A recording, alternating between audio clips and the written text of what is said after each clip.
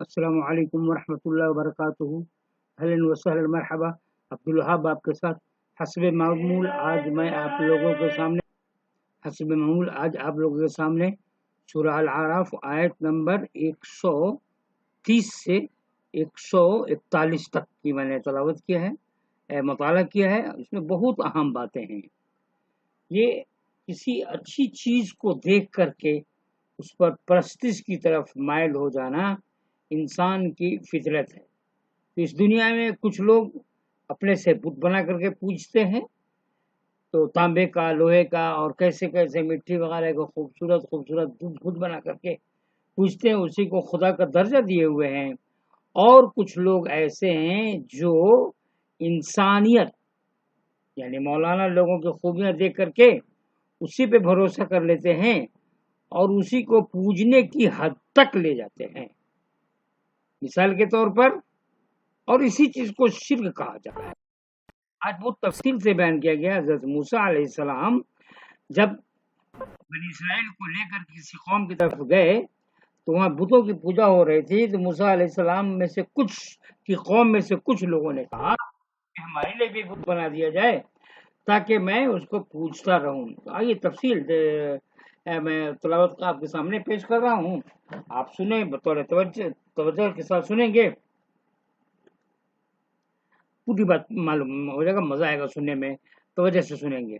औज़ु बिल्लाहि मिनश शैतानिर रजीम, बिस्मिल्लाहिर रहमानिर रहीम। वलक़द अख़ज़ना आल फ़िरऔन बिस्सिनीन ونقص من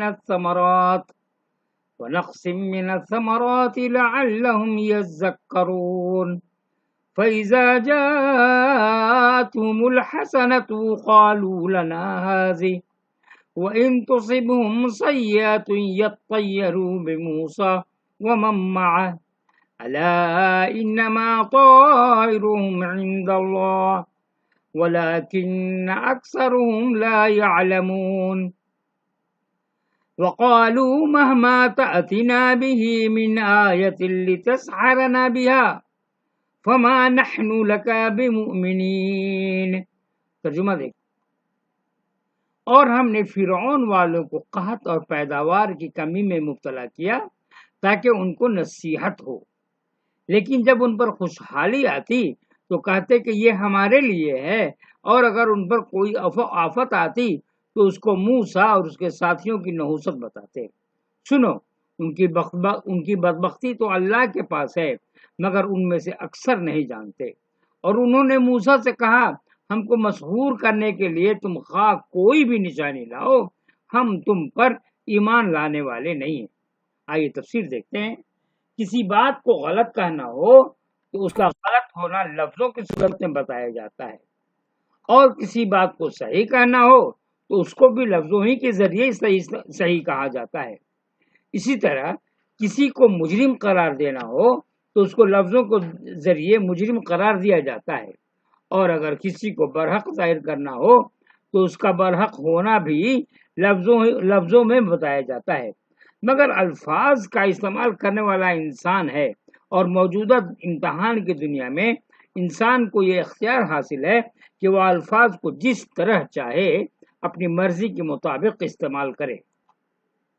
امتحان کی اس دنیا میں آدمی کو جو آزادی دی گئی ہے اس میں سب سے زیادہ نازک آزادی یہ ہے کہ وہ حق کو باطل کہنے کے لیے بھی الفاظ پا لیتا ہے، اور باطل کو حق کہنے کے لیے بھی۔ وہ ایک کھلے ہوئے پیغمبرانہ معجزے کو جادو کہہ کر نظر انداز کر سکتا ہے۔ خدا اس کو کوئی نعمت دے تو اس کو ایسے الفاظ میں بیان کر سکتا ہے گویا کہ اس کو جو کچھ ملا ہے اپنی صلاحیتوں اور کوششوں کے بدولت ملا ہے۔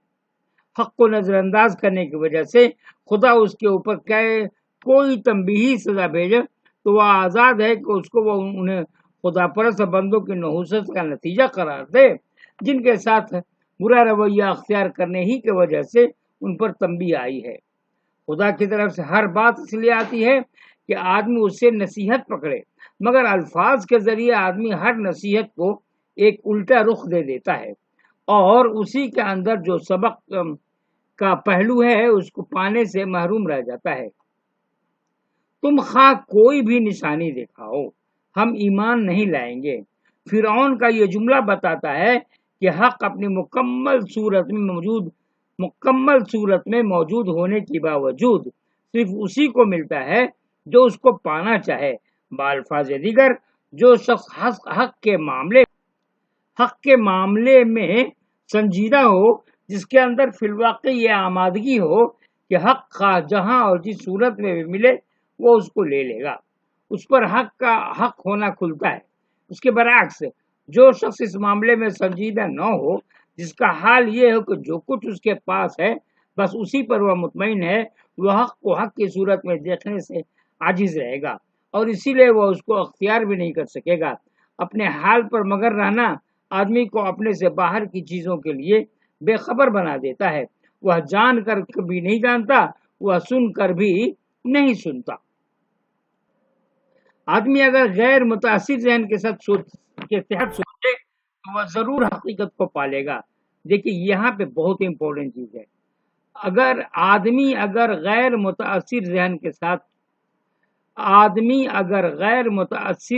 ذہن کے تحت سوچے، یعنی بیسڈ نہ ہو، آدمی اگر غیر متاثر ذہن کے تحت سوچے تو وہ ضرور حقیقت کو پالے گا. مگر اکثر لوگ اپنی نفسیات کے زیر اثر قائم کرتے ہیں. یہی وجہ ہے کہ وہ حقیقت کو پانے میں ناکام رہتے ہیں. اس معاملے میں ایک اپنے ذات میں آپ ایک تجربہ بتاتا ہوں. میں پڑھاتا ہوں، مطلب کہ میں درس دیتا ہوں، تو ایک صاحب آئے، وہ تحقیق کرنے کے لیے تھے، محقق بن کر کے آئے تھے، محقق کے کورس کر رہے تھے. تو تذکرہ ہوا تو میں نے ان سے کہا کہ اگر آپ کو کسی بات کی تحقیق کرنا ہے تو سب سے پہلے آپ کو غیر مقلد ہونا پڑے گا، یعنی مقلد کا دعویٰ چھوڑنا پڑے گا. ورنہ اگر آپ تحقیق کریں گے تو جس کے آپ مقلد ہیں، جس امام کے مقلد ہیں، بس جہاں پہ جائیے گا تو آپ کا نظریہ بس وہیں پہ قائم رہے گا، فلاں امام نے کیا کہا. تو ایک محقق کے لیے، تحقیق کرنے والے کے لیے ضروری ہے، یعنی اسلام کی تحقیق کرنے کے لیے، کہ بس اور بس صرف قرآن اور حدیث کو مد نظر رکھے اور تمام امام کے نظریے سے دور ہو کر کے، یعنی غیر مقلد ہو کر کے سوچے گا، تبھی پتا چلے گا کہ کون امام صحیح ہیں، کون امام غلط ہیں. پلس یہ کہ کیا ہم صرف قرآن کو پڑھ کر کے یا حدیث کو پڑھ کر کے صحیح راستے پہ قائم رہ سکتے ہیں کہ نہیں. دیکھیے مجھے کسی سے کوئی اختلاف نہیں ہے، سبھی لوگ مسلمان ہیں، لیکن یہ ایک حقیقت ہے. اگر آپ کسی کے انڈر میں ہیں، اب سوچتے ہیں کہ اس کو ہم برتری حاصل کریں، تو مکمل تحقیق نہیں کیا جا سکتا ہے. تحقیق کرنے کی صورت میں یہ ہے کہ اگر اسلام کو سمجھتے ہیں، کوئی سورس ہے اسلام کو سمجھنے کے لیے، the best source is Quran and another one is حدیث. تو حدیث اور قرآن کو مطمع نظر رکھ کر کے تحقیق کریں گے تو حق کو پالیں گے. ادروائز جس کے امام کے تحت میں انڈر میں ہے تو آپ کے پورا تحقیقی معاملہ، نظریہ یا مجموعہ یا جو بھی تحقیق کر کے لکھے ہوئے ہیں سب اسی امام کی طرف جائے گا. تو یہ انصاف نہیں ہوگا. آئیے میرے ساتھ ایسا معاملہ ہوا تو میں نے بولا، میں کسی محقق کو بولا کہ آپ کو ایسا کرنا ہی پڑے گا تبھی آپ تحقیق کا حق ادا کر سکتے ہیں. اوکے آگے بڑھتے ہیں. فَأَرْسَلْنَا عَلَيْهِمُ الطُّوفَانَ وَالْجَرَادَ وَالْقُمَلَ وَالضَّفَادِعَ وَالدَّمَ آيَاتٍ مُفَصَّلَاتٍ فَاسْتَكْبَرُوا وَكَانُوا قَوْمًا مُجْرِمِينَ. وَلَمَّا وَقَعَ عَلَيْهِمُ الرِّجْزُ قَالُوا يَا مُوسَى ادْعُ لَنَا رَبَّكَ بِمَا عَهِدَ عِندَكَ لَئِن كَشَفْتَ عَنَّا الرِّجْزَ لَنُؤْمِنَنَّ لَكَ وَلَنُرْسِلَنَّ مَعَكَ بَنِي إِسْرَائِيلَ فَلَمَّا كَشَفْنَا عَنْهُمُ الرِّجْزَ إِلَى أَجَلٍ هُمْ بَالِغُوهُ إِذَا هُمْ يَنكُثُونَ. آئیے ترجمہ دیکھتے ہیں. پھر ہم نے ان کے اوپر طوفان بھیجا اور ٹڈی اور جوؤں اور مینڈک اور خون، یہ سب نشانیاں الگ الگ دکھائیں، پھر بھی انہوں نے تکبر کیا اور وہ مجرم لوگ تھے. اور جب ان پر کوئی عذاب پڑتا تو کہتے اے موسیٰ اپنے رب سے ہمارے لیے دعا کرو جس کا اس نے تم سے وعدہ کر رکھا ہے. اگر تم ہم پر سے اس عذاب کو ہٹا دو تو ہم ضرور تم پر ایمان لائیں گے اور تمہارے ساتھ بنی اسرائیل کو جانے دیں گے. پھر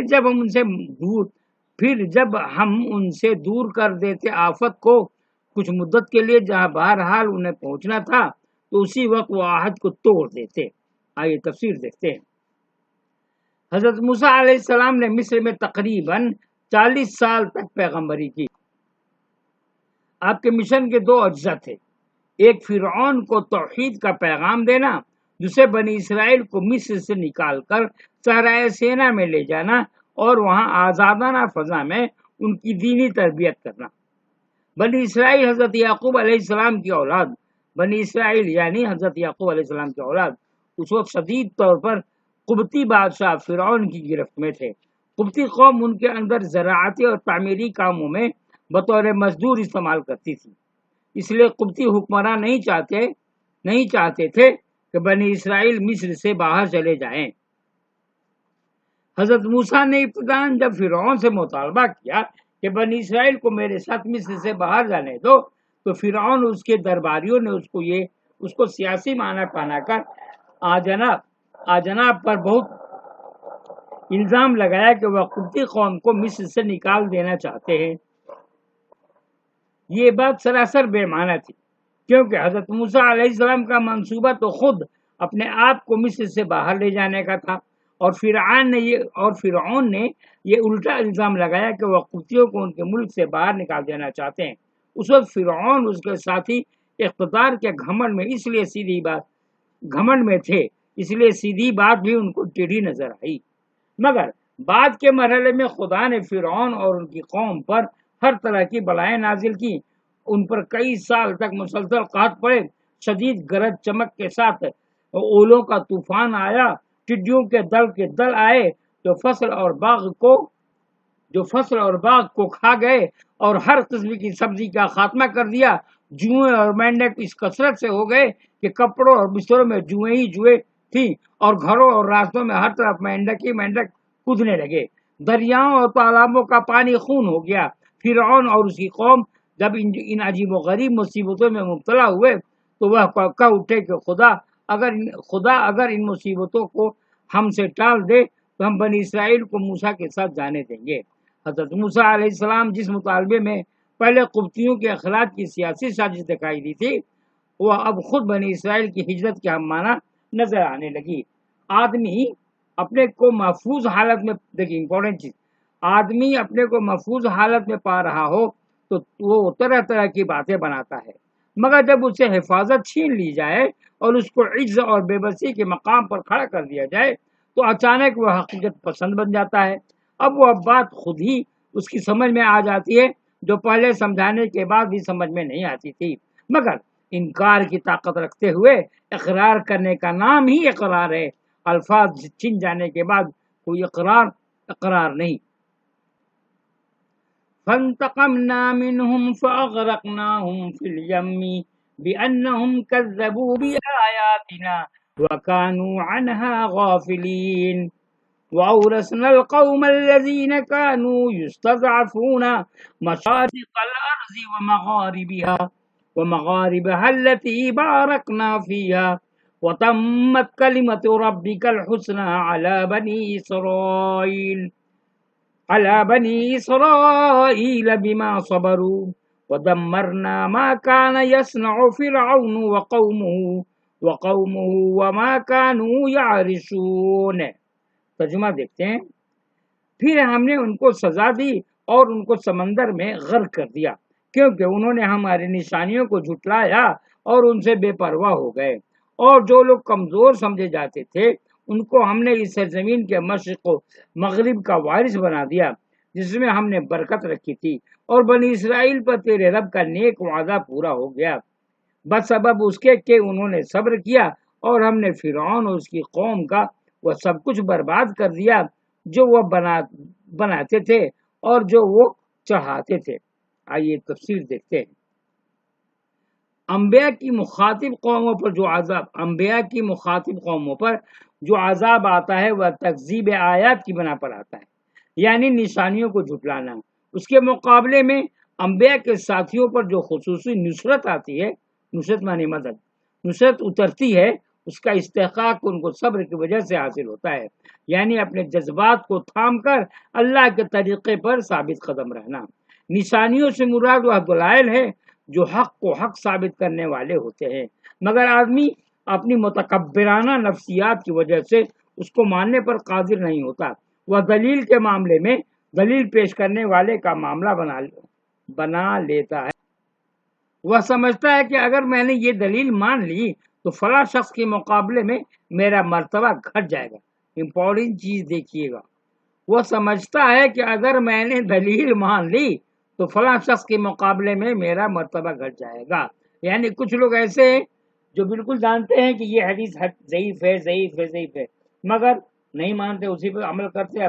برملا کہتے بھی ہیں کہ کیا بتاؤں، میں ایک واقعہ میں بتانا چاہتا ہوں یہاں پہ، کہ میں بتاتا ہوں، نہیں چھوڑیے، میں سے قرآن دے رہا ہوں تو بس سے قرآن پہ رکھیے، پھر کسی گفتگو کے موضوع پہ میں آپ سے بتا دوں گا کہ ایک امام صاحب کیا فرمایا کرتے تھے۔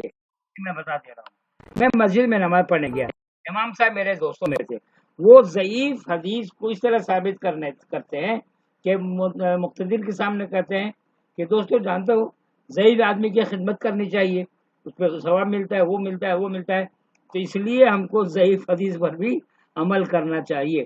بات کہاں تھی، کہاں لے گئے، صرف اپنی انا کے لیے، یعنی ضعیف حدیث کو خود بخود کہہ بھی رہے ہیں کہ یہ حدیث ضعیف ہے، اور ثابت کرے کہ ضعیف لوگوں کو مدد کرتے ہیں، اس لیے ضعیف حدیث پر بھی عمل کرنا چاہیے۔ خدا خیر کرے، ایسے لوگوں کو اللہ تعالیٰ ہدایت دے۔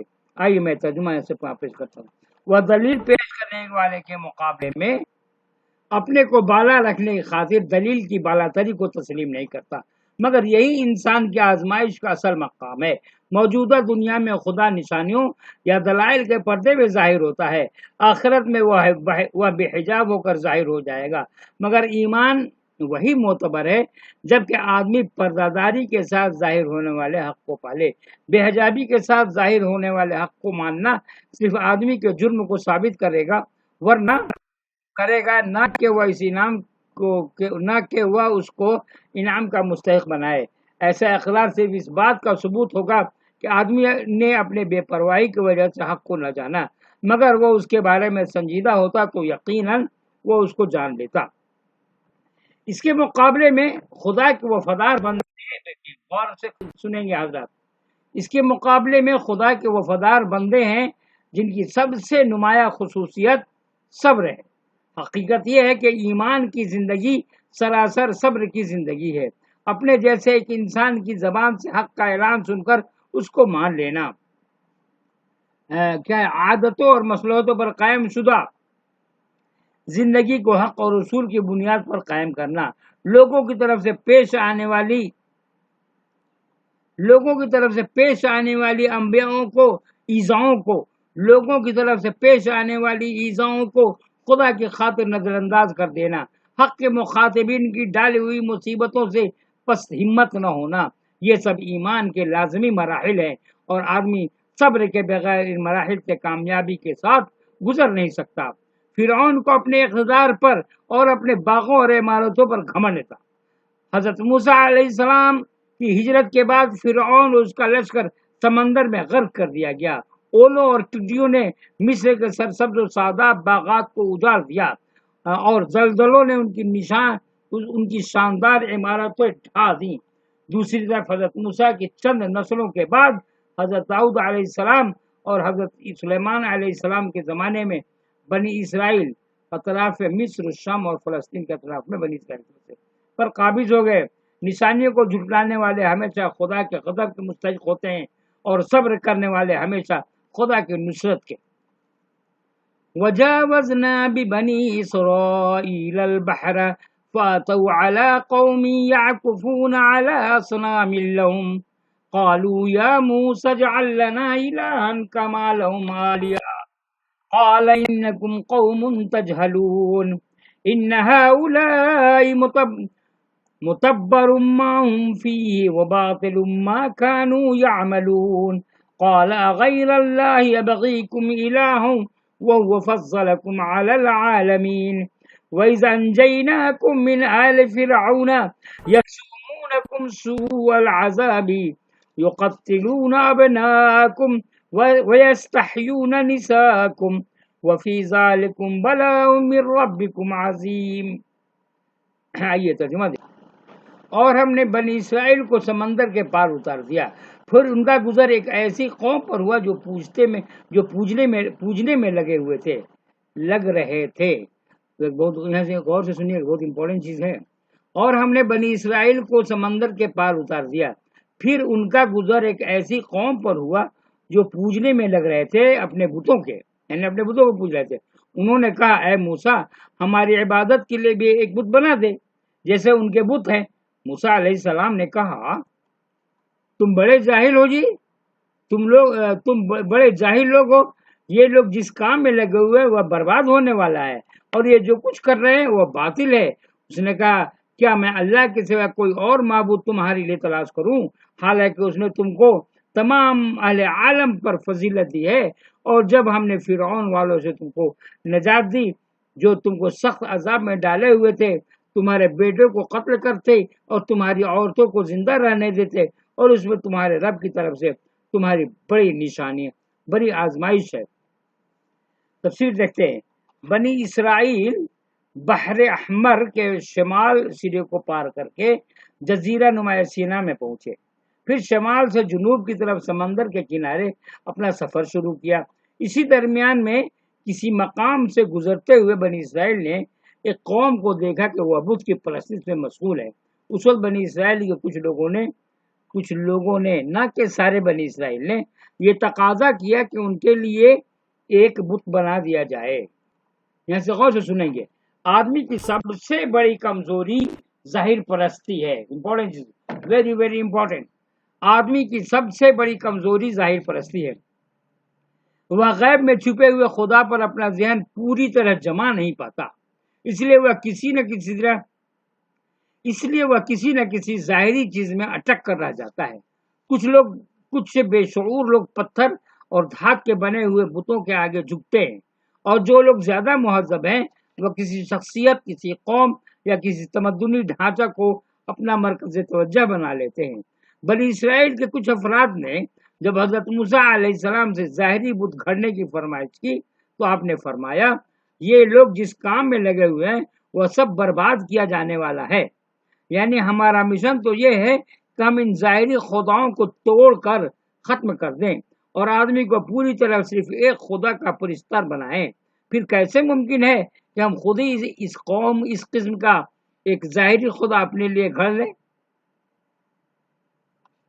بنی اسرائیل کو تمام اہل عالم پر فضیلت دی۔